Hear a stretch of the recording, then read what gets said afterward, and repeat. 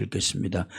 내가 형제에게 구워주거든 이자를 받지 말지니 곧 돈의 이자, 식물의 이자, 이자를 낼 만한 모든 것의 이자를 받지 말 것이라.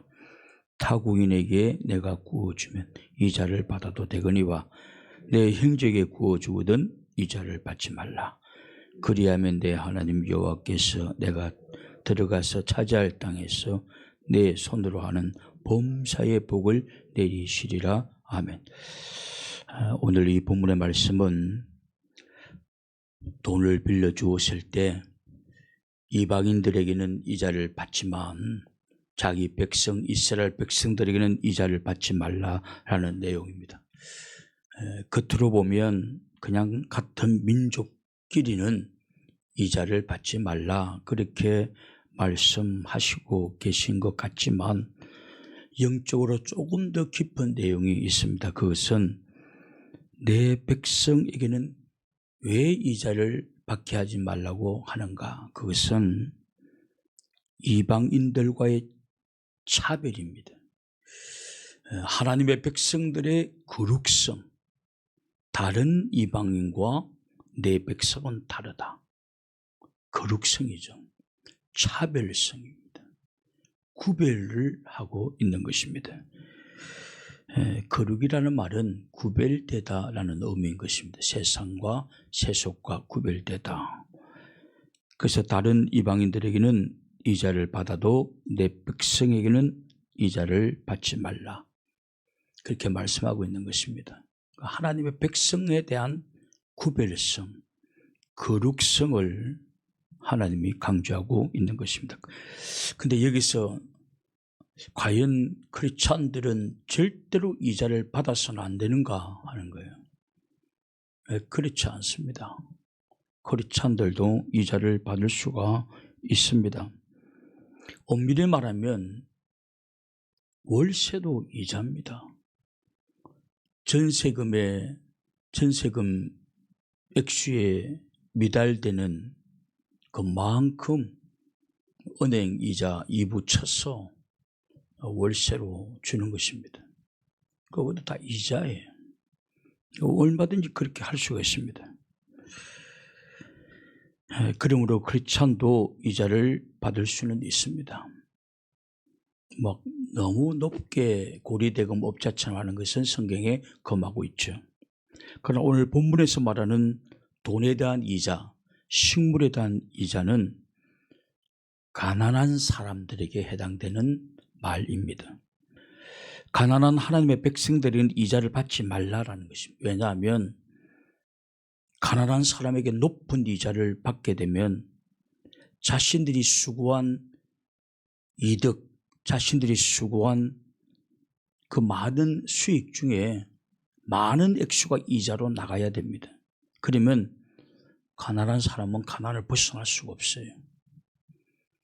그래서 여러분 이자를 많이 내면 아무리 많이 벌어도 밑빠진 독에 물 붓게 다 채워지질 않는 것입니다.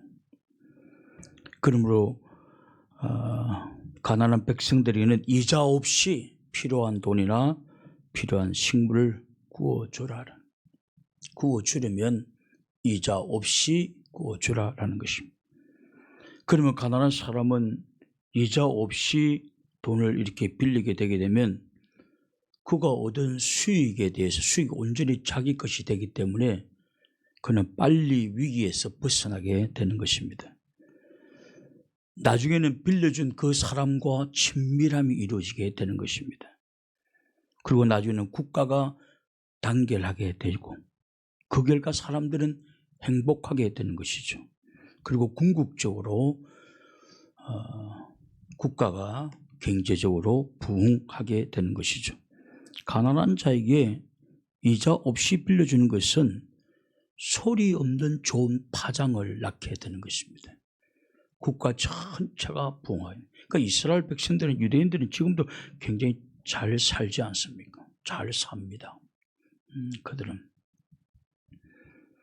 가난한 우리나라도 부자가 됐던 이유 중에 한 가지는 사실은 우리가 너무 자원이 없기 때문에 우리는 무엇을 이렇게 땅을 파서 판을 팔 수 있는 게 아무것도 없어요. 아무것도 없습니다. 그래서 자녀들을 공부를 좀 많이 시켜가지고 오직 자녀들을 똑똑하게 만드는 이 길 밖에는 없었어요. 그 결과 세계에서 최고의 문명률을 자랑하는 것입니다. 우리나라는 지금 우리나라 그걸 모르는 사람 아주 어르신들 빼고는 거의 없어요. 그 최고라는 것입니다. 일본보다 유학생들이 더 많습니다. 미국에는. 아직도 그냥 우리나라는 부부가 이혼한 부부처럼 얼굴도 몇 년 동안 안 벌고 자식 교육시키는데 가 있는 것입니다.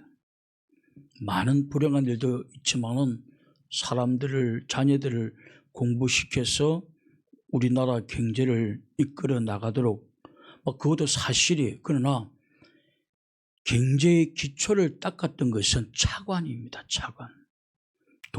국가와 국가에서 돈을 빌려오는 것을 차관이라고 하는 것입니다. 독일과 미국에서 차관을 빌려와서 그것 가지고 경제의 밑을 닦은 것입니다. 우리나라가 참 길이 엄청나게 발전되었습니다. 동남아에 있는 분들은 한국에 오면 길을 보고 시골길까지 아스팔트가 시멘트 최소한 되어 있는 길을 보면 깜짝 놀라는 것입니다. 북한 탈북자들이 한국에 와서 놀라는 것도 많이 있는데 그중에 또 대표적인 것 하나가 어디를 가든 길이 잘 나있다는 것입니다. 산에까지 사람이 잘 다니지 않는 산 입구까지 길이 잘 뻗어져 나와 있다는 것입니다. 우리나라가 처음에 그렇게 한 거예요. 길부터 닦은 거예요. 고속도로 닦을 때 많은 정치인들이 반대했습니다. 그 돈 많은 사람이 골프 치러 가라고 길 닦느냐 그랬지만 나중에 결국 그 길이 경제를 부흥시키는 길이 되고 말았죠. 포항제철도 마찬가지입니다. 차관을 빌려와서 포항제철을 세웠습니다. 포항제철에 외국인들이 가면요, 외국 지도자들이 대통령들이 가게 되면 깜짝 놀란대요. 그 엄청난 규모에 깜짝 놀란다는 거예요. 포항제철 엄청난 것입니다. 그 세계적인 기업인 것입니다. 근데 그게 다 어디서 그런 걸 세웠느냐? 차관은 돈 빌려와가지고 세운 것입니다. 그러므로 위기 때 돈을 빌려주는 것은 고마운 일이에요. 특히 이자 없이 빌려주는 것은 너무나 고마운 일이죠. 물론 우리나라에서는 이자를 냈겠죠. 어느 정도. 여하튼 그렇게 싼 이자나 이자 없이 빌려준 돈 가지고 빨리빨리 가난한 국가의 경제를 부흥시키고 인류 역사상 처음 있는 유럽은 200년, 300년 만에 이룩한 경제 부흥이지만 우리 한국은 30년 만에 이룩한 유럽까지 어깨를 나란하게 만드는 경제 부흥 국가를 만드는 거예요. 그 돈을 그 이자를 좀 싼 걸 빌려와서 사용한 거죠. 또 이자 없이 빌려온 것도 있고. 그러면 여러분, 이건 국가도 마찬가지고 개인도 마찬가지고 아주 이자 없이 돈을 빌렸으면 금방 집도 살 수 있어요. 기업도 장사도 할 수 있어요. 그래서 하나님께서는 이스라엘 백성들에게 내 백성들에게는 이자 없이 돈을 빌려주라. 그렇게 되면 국가도 단결되어지고 경제도 빨리빨리 부흥하게 된다는 것입니다. 이자 없이 빌려주는 건 대단히 고마운 일이죠.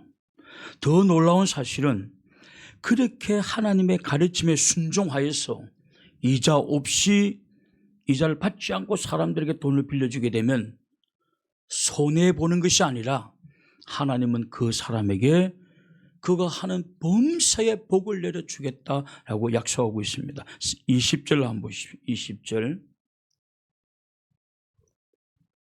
20절에 보면 타국인에게는 내가 구워주며 이자를 받아도 되거니와 내 형제에게 구워주거든 이자를 받지 말라. 그리하면 내 하나님 여호와께서 내가 들어가서 차지할 땅에서 내 손으로 하는 범사의 복을 내리시는 하나님의 가르침에 순종하여서 가난한 형제에게 이자를 받지 않고 돈을 이렇게 구워주게 되면 빌려주게 되면 선을 베푼 그 사람에게 하나님은 그가 하는 범사의 복을 내려주겠다라는 것입니다. 우리는 간혹 돈을 벌기 위해서 이렇게 하지 않습니까? 뭐 어떻게 해서 그렇게 돈을 벌었습니까? 또는 어떻게 하면 돈을 벌 수 있습니까? 이렇게 묻지 않습니까? 그러나 성경은 어떻게 해야 돈을 벌 수 있느냐? 이거 묻지 말라는 것입니다. 그럴 필요 없다는 것입니다. 알아도 상관없겠지만 우리가 순종의 삶을 산다면, 내가 하나님 앞에 순종의 삶을 산다면 그냥 하나님이 내가 어떤 일을 하든지 우리가 하는 그 모든 범사에 복을 내려 주시겠다는 것입니다. 그러니까 여러분 정말로 착하게 잘 사셔야 됩니다. 순종하며 사셔야 돼요. 그러면 내가 순종하며 살게 되면 하나님이 우리가 하는 모든 일에 복을 내려주신다는 거예요. 세상 사람들은 그 비전 없는 일이야. 그래도 하나님은 복을 내려주신다는 것입니다. 그러니까 하나님의 자녀들은 이 하나님의 약속을 붙잡아야 되죠. 제가 이 말씀 준비하다 우리 윤종희 집사님 생각이 났어요. 제가 윤종희 집사님 매형의 이야기, 그러니까 사촌 누님 매형의 이야기를 제가 하다 설교 시간에 예화를 드렸더니 설교 듣다 깜짝 놀 때 자기 매형 이야기를 제가 하고 있어요. 깜짝 놀 때. 저는 신문에서 보고 한 일이거든요. 국민일보 신문에서 보고 한 일이거든요. 그 매형 되시는 분이 서울의 경향교회를 다녔습니다. 굉장히 충성하는 분이었습니다. 신문에 보면. 그분이 강병리에서 목욕탕을 세웠어요. 근데 목사님이 찾아가서 주일날 영업하지 말라고 했습니다. 그랬더니 이분이 아멘 그런 거예요. 그런데 여러분 목욕탕, 지금은 뭐 목욕탕이 잘 안 되지만 그 당시 아주 오래전에는 목욕탕 다 부자였어요. 근데 아멘하고 나서 그 주일날 목욕탕 문을 안 여니까, 여러분 주일날 문 안 열면 목욕탕 3분의 1이 이득이 사라지는 거예요. 그러면 물감 내기도 힘든 거예요. 전기세 물감 내기 힘든 거예요. 그래도 뭐 주일날 계속 문을 닫으니까 손님들은 토요일 오는 손님도 그러면 안 갑니다. 여하튼 뭐 그렇게 됐어요. 그러다 보니까 물값도 못 내게 됐어요. 그래서 지하수를 파가지고 대신해야 되겠다 싶어서 지하수를 탁 팠는데 뭐가 터졌죠? 거기서 온수가 터진 것이죠. 처음에 순종할 때는 너무 힘들었어요. 그러나 계속 순종하니까 하나님께서 그게 온수가 터지게 만들었어요. 하나님에 순종했더니 땅을 파니까 온수가 터지고, 목욕탕을 개업했더니 전국에서 그 온수 목욕탕에 놀러오는 그 목욕하러 오는 일들이 있는 것입니다. 그 경향교회 건축할 헌금을, 엄청난 헌금을 냈어요. 그분이. 그래서 제가 이 이야기를 했더니 윤정희 씨, 우리 매형인데. 그래가지고 깜짝 놀랐다고 그러더라고요. 깜짝. 저는 몰랐죠. 그 주인공의 사촌을 만나다니. 몰랐죠. 여러분, 이분도 마찬가지입니다. 그냥 하나님 일에 충성하고 순종한 거예요. 그때 하나님이 그가 하는 일에 복을 내려주셨다라는 것입니다. 여러분, 우리는 그런 삶을 사셔야 돼. 야, 어떻게 돈 벌었어? 이거보다 내가 말씀대로 순종하게 되면 주님은 우리에게 살 길을 열어주시는 줄로 믿습니다. 그리고 여러분, 뭐대가 돈을 법니까? 막 정보 수집하는 것도 뭐 중요하지만 더 중요한 것은 우리가 하나님 보시기에 아름답게 사는 것입니다. 하나님 보시기에 말씀에 순종하며 살아가는 것입니다. 그러면 그냥 다 잘 됩니다. 살 길을 열어주십니다. 이 성경의 약속을 붙잡아야 돼요. 제가 우리 은퇴 후에 갈 동네를 우리 집사람 데리고, 이게 굉장히 여기 좀 싸다. 이게 한번 가봐라. 데려가면 분위기가 너무 안 좋은 거예요. 근데 왜 그리 그날따라 그 아파트 입구에 술 취한 사람이 많은지. 술 취한 사람, 왜냐하면 그러니까 이게 무슨 주변이냐면 그 상업지들.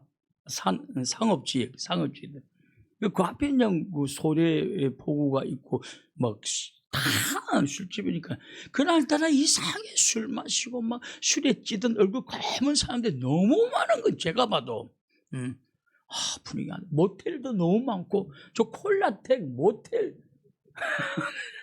노래방 지금 너무 많. 분위기 너무 안 좋다고. 근데 우리는 애가 없어 상관없어. 그러니까 그 아내가 그래. 손자가 놀라가지고 할머니 저 콜라텍이 뭐예요? 그럼 뭐라고 모텔이 뭐라고 그러면 시골에서 올라오는 사람이 서울에 가기 위해서 잠시 머물렀다 가라고 했어요. 안 좋다고. 그래서 제가 아내한테 그랬어요. 아니 고통 안 좋고 주변 분위기 안 좋고 그런 곳에 가야 싸. 좋은 조건이 있으면 그 비싸지 못 가지. 그런 곳에 가야 싼 거야. 근데 당신 반드시 기억해 줘. 내가 그곳에 가면 전철도 들어오고 병원도 들어오고 그러면 사람들이 관심 없었던 이것도 우리가 산 집값도 오를 거야. 아멘 소리 안 하더라고. 근데 여러분 신앙인이 그런 확신 없이 그렇게 행동하면 되겠습니까? 저는 그런 확신과 믿음을 가지고 가는 것입니다. 또 그리 아니하면 주님이 다른 뜻이 계신 모양이다 라고 저는 주님 원망 절대 하지 않습니다. 주님이 내가 교만할까 봐 물질 축복 안 주는구나. 그럼 이렇게 살아야지. 그렇게 생각하지 주님 그럴 수 있습니까? 저는 그런 거 생각하지 않습니다. 조금 더 손톱의 때만큼도 그렇게 생각하지 않습니다. 제가 말씀드리고자 하는 것은 우리가 주의 말씀대로 순종하게 되면 주님 우리가 하는 범사에 복이 있도록 축복해 주신다. 할렐루야. 이 말씀을 드리고 싶은 것입니다. 여하튼 여러분 이게 성경 전체의 흐름이에요. 여러분 무엇을 내가 어디다가 투자를 하고 여러분 그거 알아봐도 괜찮습니다. 시간 남을 때. 그러나 더 우선순위가 중요한 것은 내가 주님 앞에 바로 서는 것입니다. 내가 주님 앞에 온 가족이 주님 앞에 바로 서는 것입니다. 그리고 주님 앞에 바로 서서 순종의 삶을 살면 우리가 무엇을 하든지 하나님이 범사에 복을 열어주시는 줄로 믿습니다. 이 믿음이 있어야 되는 것입니다. 이 믿음이 없으면 여러분 평생 자로나 우로나 치우치다가 인생 종치고 끝나고 막 내리고 마는 것입니다. 이 정신은 신구약 전체에 흐르는 정신이고 특별히 신명기 28장과 여러분 직결하는 성경의 교훈이죠. 신명기 28장에 보면 이런 말씀이 있지 않습니까? 제가 그냥 요약해서 읽어드리면 신명기 28장 1절부터 6절에 보면 내가 내 하나님 여호와의 말씀을 삼가 듣고 내가 오늘 내게 명령하는 그 모든 명령을 지켜 행하면 성읍에서도 복을 받고 들에서도 복을 받을 것이며 6절에 내가 들어와도 복을 받고 나가도 복을 받을 것이다. 이게 뭐예요? 조건이 뭐예요? 순종하면 네가 들어오든 나가든 성읍에 있든 또는 외곽 지역에 있든 이게 이런 뜻 아닙니까?